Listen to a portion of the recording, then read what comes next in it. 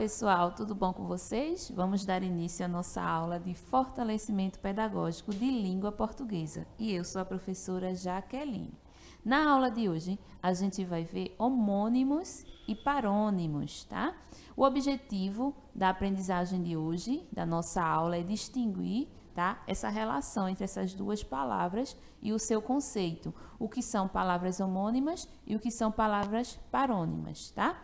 A habilidade da Base Nacional Comum Curricular que vamos trabalhar hoje é a EF 67LP06, tá? Onde diz que identificar os efeitos de sentido provocados pela seleção lexical, topicalização, né, de elementos e seleção, hierarquização de informações de uso de terceira pessoa e etc.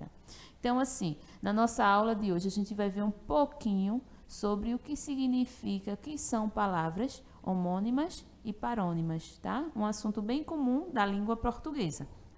Então, vamos embora. Mas antes, ó, olha o que vem aí. Isso é o que, gente? É a nossa história do dia. Eu estou encontrando alunos na rua, nas escolas e falam isso. Eita, professora, sempre tem a história, eu fico sempre esperando. E que bom que vocês estão gostando, né? Que eu trago sempre novidades, histórias novas para vocês. Que bom mesmo que vocês estão gostando. E a nossa história de hoje é Quem Soltou o Pum? Vamos lá? Essa história é de Blandina Franco e José Carlos Lolo. Vamos ouvir a história? Meu melhor amigo é o Pum. Olha só, gente. Quem é o Pum? Estão vendo aí na imagem? Quem será o Pum? Olha quem é o Pum. Nada me deixa mais feliz do que soltar o Pum. Estavam pensando outra coisa, não foi? Mas o Pum é esse cachorrinho, ó. Mas às vezes as pessoas olham feio para mim porque o Pum faz barulho e atrapalha a conversa dos adultos. Meus pais dizem que isso acontece porque tem hora certa para soltar o Pum. Quando eu solto na hora errada, ele incomoda os outros e eu acabo levando um monte de bronca à toa. Teve uma vez que eu, assim por distração, soltei o Pum no jardim do prédio onde a gente morava e levei a maior bronca da síndica. Quantas vezes vou ter que repetir que eu não quero o Pum aqui?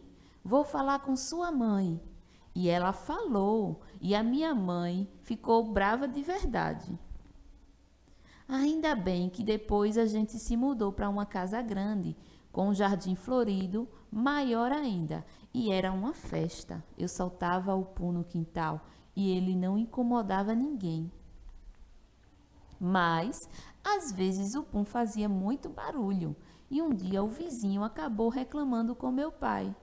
Por que será que as pessoas ficam bravas quando eu solto o Pum e ele faz barulho? Por causa desse vizinho, eu tive que começar a aprender o Pum toda noite. No começo, eu fiquei triste, até que eu tive uma ideia genial. Era de noite e eu estava deitado na minha cama, então soltei o Pum debaixo do meu lençol. Isso mamãe nunca descobriu. Teve também um dia que estava chovendo forte e eu fiquei um tempão prendendo o Pum. Mas uma hora eu não consegui mais segurar e soltei o Pum na chuva. Depois ele ficou molhado em um cheiro estranho e me seguiu para dentro de casa. Mamãe ficou brava de novo. Em dia de festa, meu pai sempre pede para a gente prender o Pum. Ele diz que soltar o Pum em festa é falta de educação e incomoda os convidados. No Natal do ano passado, o Pum escapou e emporcalhou a calça da tia Clotilde. Aí meu pai veio e foi logo perguntando na frente de todo mundo: quem foi que soltou o Pum? E eu, que não sou bobo, disse que foi o meu irmão. Já estava cansado de passar vergonha e levar a culpa toda vez que o Pum escapava.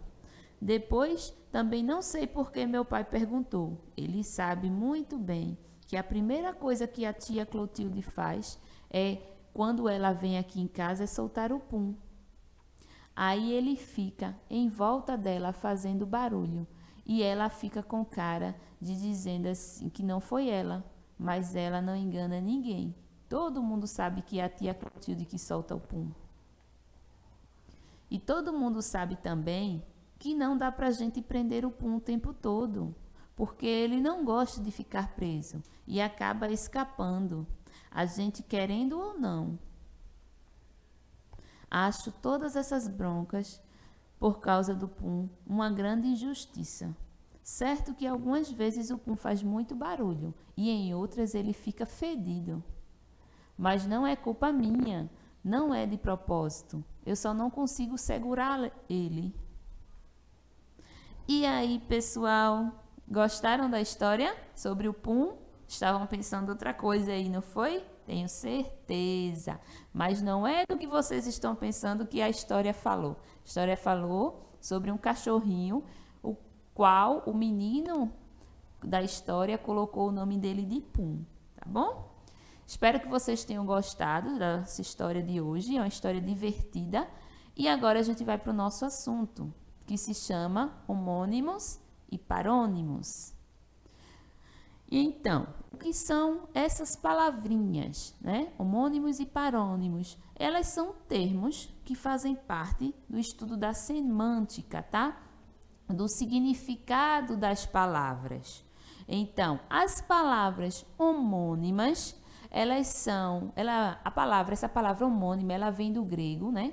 E possui dois morfemas, ou seja, homos, que significa igual, por isso que é homônimas.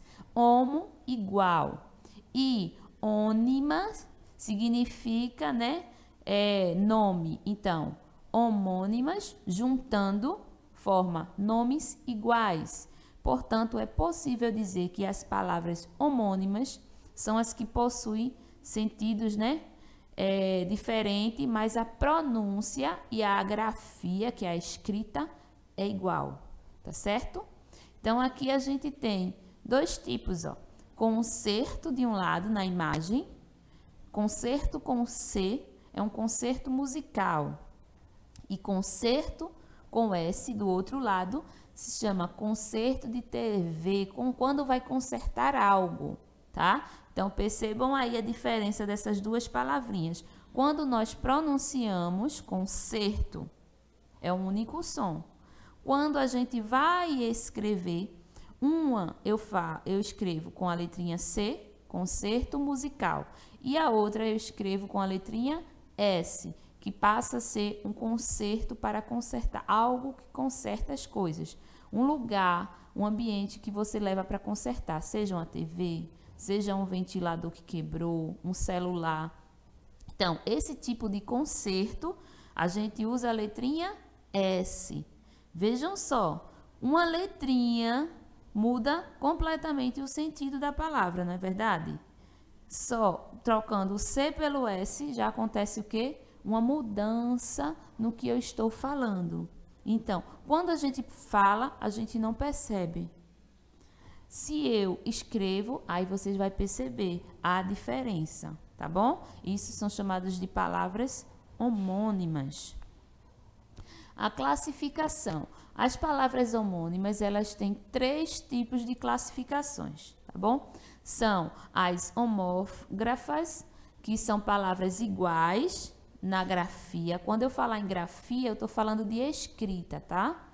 E diferentes na pronúncia. Por exemplo, temos aí o exemplo de verbo colher, não é? Irei colher umas flores. Esse colher eu pronunciei de uma forma diferente. E quando eu falo colher, eu estou me referindo a um substantivo, que é aquele objeto que nós usamos para nos alimentar, a colher.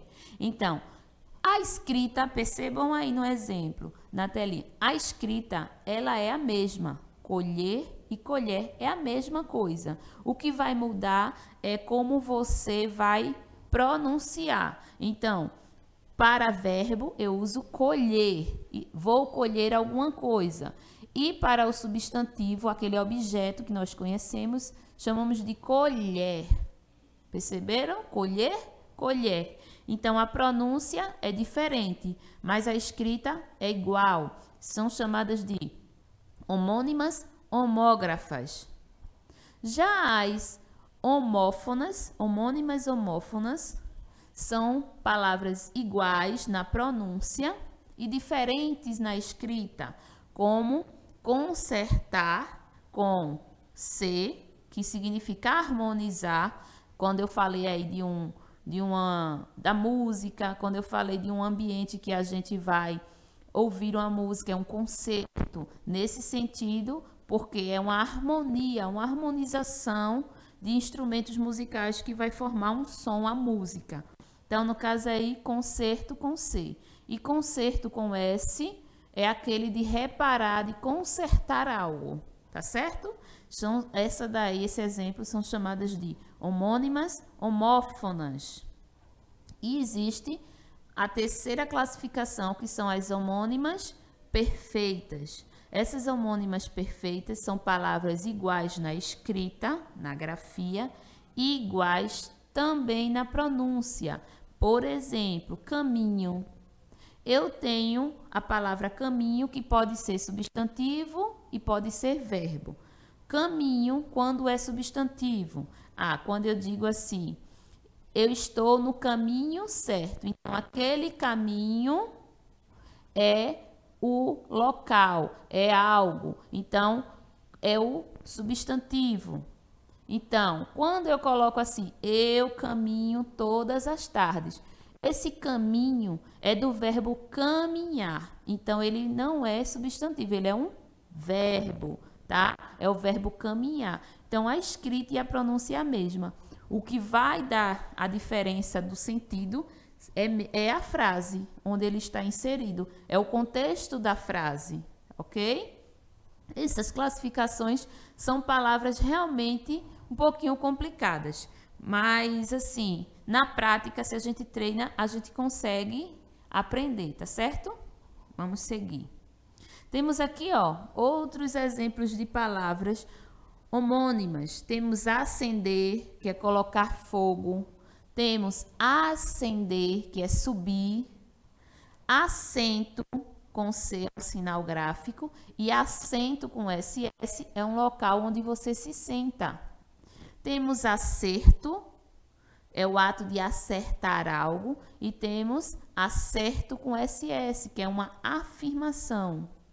Temos apressar, que é ajustar o preço de algo, que é com cedilha. E temos apressar com SS, que torna rápido. Temos bucheiro, tripeiro, né? E temos bucheiro com CH e bucheiro com X, que com X é um arbusto pequeno. E com CH é algo relacionado a tripeiro. O bucho com CH tem relação com bucheiro, é o estômago. E bucho com X é o arbusto. Temos caçar com cedilha, que é perseguir animais. E caçar com SS, que é tornar sem efeito algo. Cegar com C é deixar cego. E cegar com S é cortar, tá? Cela com C é um quarto pequeno.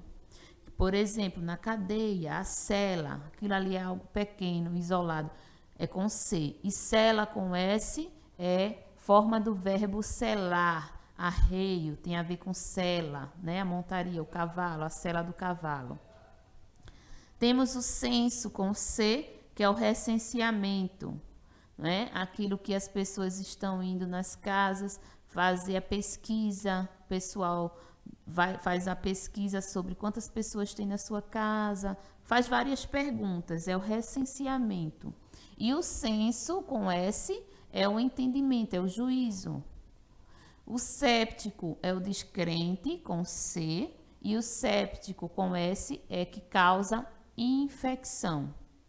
Cerração, com C, vem de nevoeiro, e cerração, com S, é o ato de cerrar. E cerrar, com C, é fechar, e cerrar, com S, é cortar, veja mesmo.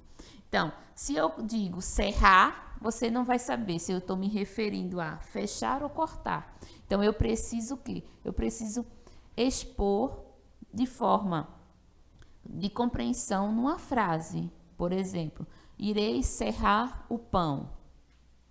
Se é serrar o pão, obviamente que é cortar, então eu uso S. Se eu digo irei serrar a casa, é para cortar a casa? Não, é fechar. Então esse serrar será com a letra C. Agora as palavras parônimas. A gente vê as homônimas e vamos ver as parônimas. Nas parônimas, eu costumo dizer que é a relação entre palavras, né, que apresentam sentido diferente e forma semelhante, que provoca alguma frequência, né, ou às vezes uma confusão. Essas palavras elas apresentam grafia e pronúncia parecida, mas os significados são diferentes. Então, aqui, como eu tenho aqui nesse exemplo dessa imagem, é um soldado, né? Então, está dizendo assim na frase, você está dispensado. Dispensado com a letrinha I, que está em destaque, significa que você está isento daquela obrigação. Ele foi dispensado de algo que você fazia. Já despensa com então significa um local onde você guarda alimentos. Você tem na sua casa um cantinho aí onde a mamãe guarda as compras, a feira. Então, esse local é chamado de despensa, com E. E dispensa com I é quando você é dispensado de algum serviço, de algo que você estava prestando, tá bom?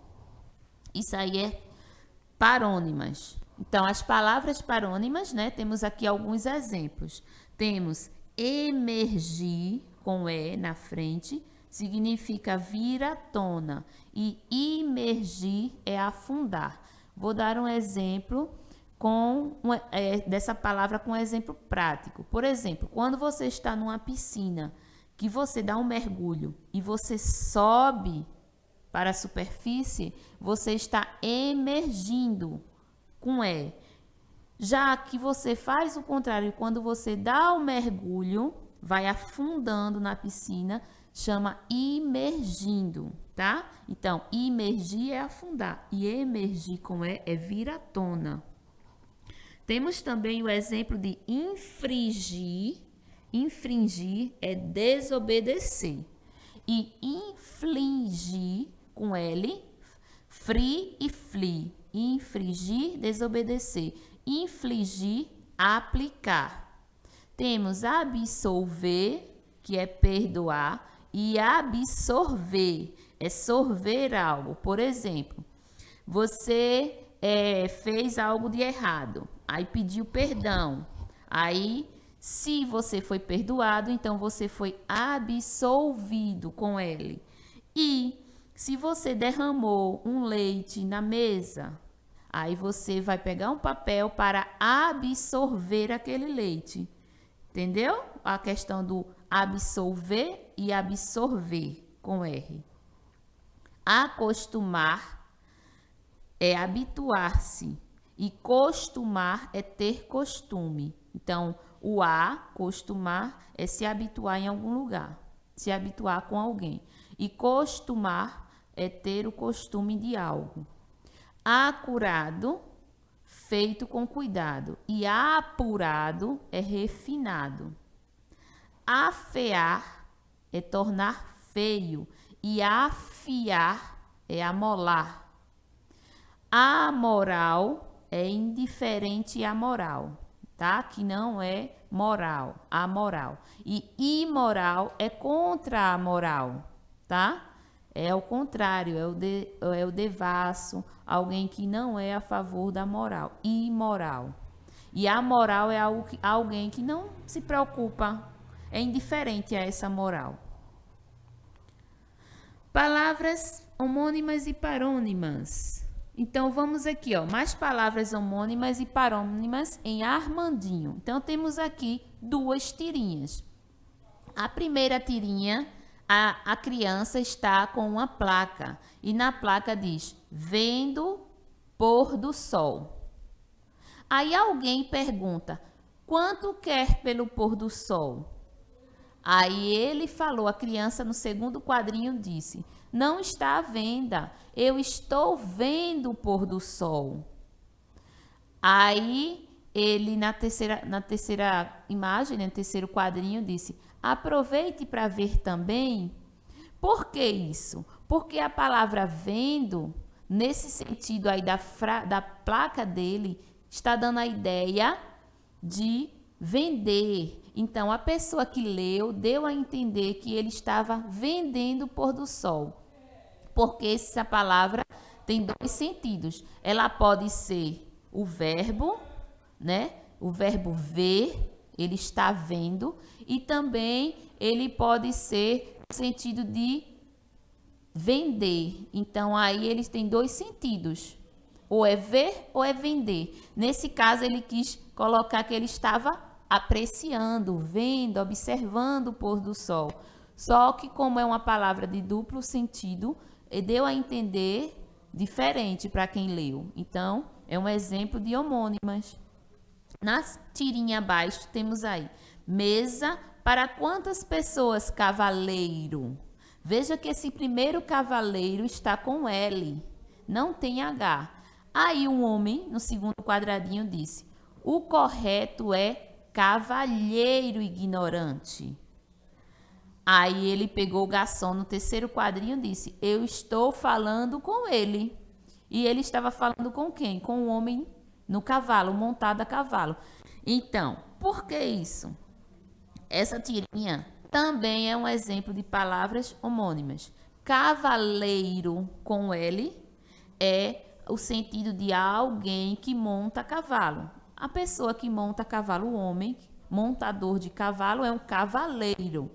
E cavalheiro com LH é aquele homem gentil, é uma forma educada de cumprimentar, de falar com outra pessoa, tá bom? Então, é essa situação que está colocando aí. Essas duas palavras que são muito parecidas, o que muda é uma letra, que é o H. E o H faz toda a diferença no sentido da palavra. Então, a de cima, ó, é homônimas e a de baixo é um exemplo de parônimas. A atividade. Vamos para a atividade agora. Na atividade temos uma frase. Eu gosto de você, mas meu gosto é diferente do seu. E agora tem duas palavras gosto. Perceba como eu pronunciei. Eu gosto de você, mas meu gosto é diferente do seu. Gosto e gosto.